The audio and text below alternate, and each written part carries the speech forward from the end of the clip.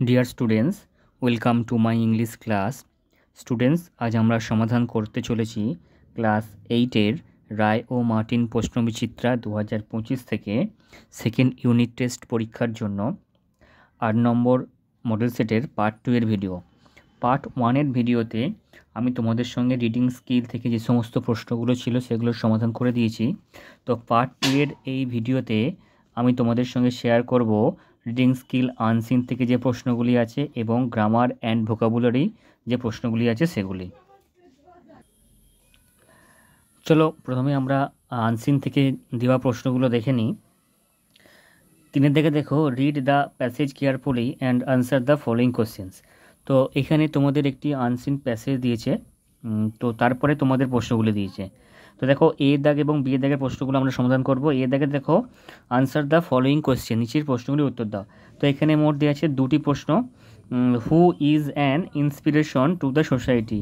তো সমাজের কাছে ইন্সপিরেশন কে ছিলেন, ইন্সপিরেশন কে ছিল। আর 2 নম্বর হচ্ছে হোয়াট ডাজ সি ওয়ান্ট, অর্থাৎ তিনি কি চেয়েছিলেন। চলো এই 2টি প্রশ্ন উত্তর আমরা খাতা থেকে দেখে নিই। দেখো, প্রথম যে প্রশ্নটি আছে তার উত্তর হবে Daneshwari Devi she is an inspiration to the society. আর দ্বিতীয় প্রশ্নটির উত্তর হবে she wants to continue as a news paper vendor till her last breathe.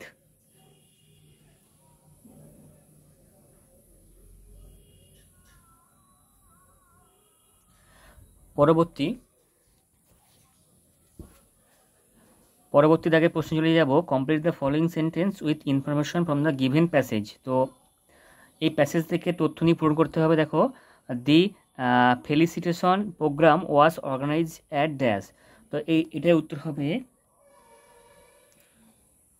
A city hotel, organise at a city hotel. আর 2 নম্বর হচ্ছে রাকেশ ভাটিয়া কে ছিল না, ডিস্ট্রিক্ট সেক্রেটারি। তো আমরা খাতা থেকে দেখে নেব। দেখো, এ সিটি হোটেল আর 2 নম্বর হচ্ছে ডিস্ট্রিক্ট সেক্রেটারি।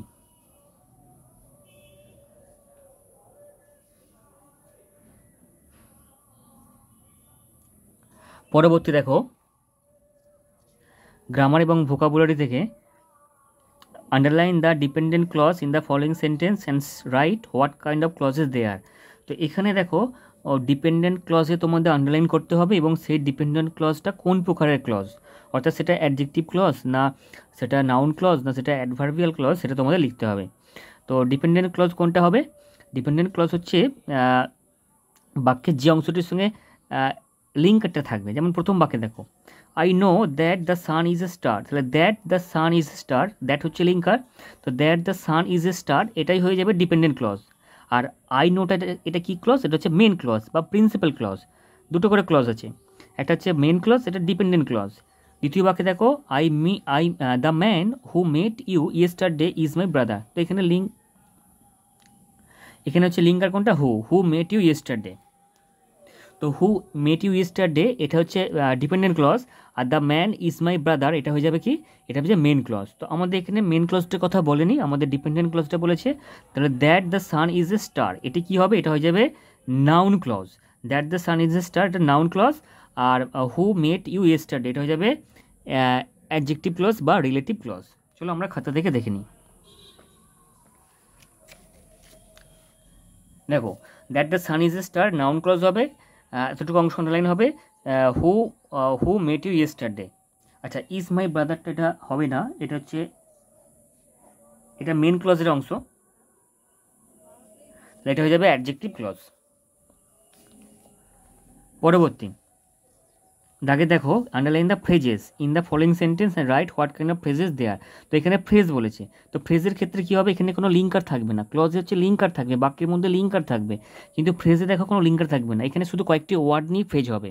দেখো, it is raining at this moment, তো এখানে ফ্রেজ কোনটা না? At this moment. তো এটি কোন ফ্রেজ হবে? অ্যাট দিস মোমেন্ট মানে কি? এই মুহূর্তে অর্থাৎ একটা টাইমকে বোঝাচ্ছে। তো এটা হচ্ছে অর্থাৎ অ্যাডভার্ব অফ টাইম, তো এটা adverbial clause. Early to bed is a healthy habit. তো দেখো এখানে ফ্রেজ হবে early to bed. Early to bed মানে কি সকাল সকাল বিছানায়, মানে একটা টাইমকে ইন্ডিকেট করছে এখানে। তো আর্লি টু বেড এটা হয়ে যাবে অ্যাডভার্বিয়াল ক্লজ। ওটা দুটোই অ্যাডভার্বিয়াল, দুটি হচ্ছে অ্যাডভার্বিয়াল ফ্রেজ। দুটোটা দেখে নিই আমরা। অ্যাট দিস মোমেন্ট এটা হচ্ছে adverbial phrase, early to bed এটা হচ্ছে অ্যাডভার্বিয়াল ফ্রেজ, দুটোই অ্যাডভার্বিয়াল ফ্রেজ। এরপরে দেখো fill in the blanks as directed. তো এখানে নির্দেশ অনুসারে শূন্যস্থান পূরণ করতে হবে। He dash leave before the rescue party arrive. কী বলেছে? Use past perfect tense. তো পাস্ট পারফেক্ট মানে কি হ্যাড প্লাস ভার্বে 3 নম্বর ফর্ম। তো he had left, he had লিভের 3 নম্বর ফর্ম হচ্ছে left. R hour earth is dash get warmer day by day, এটা কী বলেছে? Use present continuous tense. তো দেখো প্রেজেন্ট কন্টিনিউয়াস টেন্সের স্ট্রাকচারটা কি না, সাবজেক্ট অ্যামিজার এবং ভার্বের সঙ্গে আইএনজি, অর্থাৎ গেটিং হবে। গেটিং এখানে শুধু গেটিং হবে। দেখো দেখে নিই আমরা হ্যাড লেফট গেটিং। এরপরে 7 নম্বরে কী বলছে? ডু অ্যাজ ডাইরেক্টেড, নির্দেশ অনুসারে করতে বলেছে। এখানে দেখো 6টি প্রশ্ন আছে। প্রথম প্রশ্ন, he had 500 gold coins which he put in a jar, identify the dependent clause and state its kind. অর্থাৎ সেই চারের দাগে যেটা ছিল সেরকমই করতে হবে। তো এখানে দেখো which linker which he put in a jar, এটা হচ্ছে ডিপেন্ডেন্ট ক্লজ, এবং এটা কোন প্রকার ক্লজ হবে না, এটা হবে অ্যাডজেক্টিভ ক্লজ। আচ্ছা, তো আমরা দেখে নিই। দেখো which he put in a jar এটা হচ্ছে অ্যাডজেক্টিভ ক্লজ। এরপরে কী বলেছে? He lies on a sandy shore, find out the phrase. যেখানে ফ্রেজ, তো ফ্রেজ কোনটা হবে? দেখো এখানে ফ্রেজ হবে on the sandy shore. On the sandy shore এটা হবে অ্যাডভার্বিয়াল ফ্রেজ। তো অন দ্য স্যান্ডি শোর হচ্ছে একটা প্লেসকে বোঝাচ্ছে যে বালুকাময় তটভূমির ওপর। তো বালুকাময় তটভূমির ওপর এটা, ওটা একটা জায়গা, সেই জন্য হচ্ছে অ্যাডভার্ব অফ প্লেস, ওটা সেই জন্য হচ্ছে অ্যাডভার্বিয়াল ফ্রেজ। আচ্ছা, এরপরে the swallow said to the happy prince I am staying with you, এটা কী বলছে? Narration change. তো উত্তরটা আমরা দেখে নিই। দেখো the swallow told the happy prince that he was staying with him. এরপরে the old man said to the little girl may God bless you, এটাও ন্যারেশন চেঞ্জ বলেছে। তো উত্তরটা তোমরা করবে the old man prayed that God might bless the little girl. এরপরে দেখো কী বলেছে? And next day when she awoke she cried out good morning dash dash cheerful voice, provide appropriate article and preposition. তো এখানে in a হবে, এটা হচ্ছে text বই লাইন ইন এ।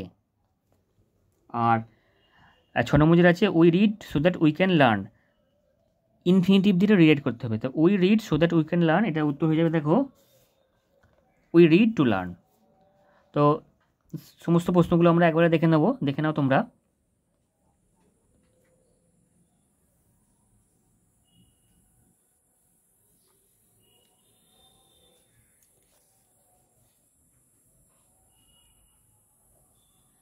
তো আজকের ভিডিও এই পর্যন্তই। নেক্সট ভিডিওতে পরবর্তী যে মডেল সেট আছে সেটা নিয়ে ডিসকাস করব। Thank you so much for watching my video.